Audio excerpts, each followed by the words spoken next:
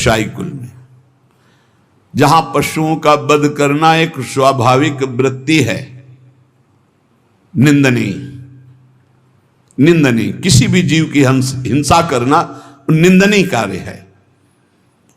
देखो, पर कभी कभी ऐसे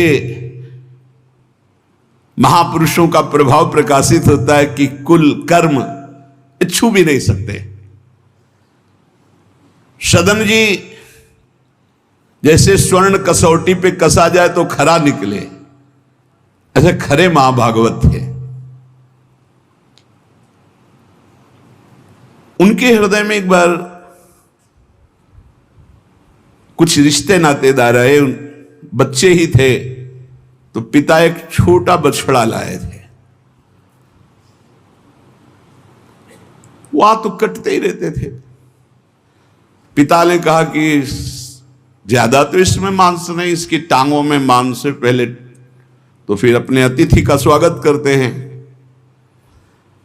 सदन जी ने जब सुना उसके पास गए तो लिपट कर रोए, बच्चे थे, बछड़े से, कि ऐसा ऐसा मेरे पिताजी कह रहे हैं तुम्हें काटा जाएगा, और ऐसे दुलार कर रहे थे। बछड़े के भी देखा आंसू निकल रहे। हर जीव को पता है, कष्ट का पता होता है। तो उसने कहा एक भागवतिक महापुरुष का जीवन बदलना है, इसलिए मानो बछड़े ने कहा कि तुम अपने पिताजी से कह दो, उचित तो यह है कि पहले मेरी गर्दन काटे। तो सदन जी ने कहा ऐसा क्यों? बोले क्योंकि मैं पूर्व में ऐसा था, तुम्हारे पिताजी पशु थे और मैंने इनकी गर्दन उड़ाई है, तो मैं अब पशु बना हूं, इनसे कह दो तुम्हें गर्दन ही काटनी चाहिए, पहले जिंदा टांग मत काटो, मैंने तुम्हें इतना कष्ट पूर्व में नहीं दिया था, सीधे गर्दन काटी थी। इसका मतलब जो कर्म किया जाता है उसका फल मिलता है पक्का।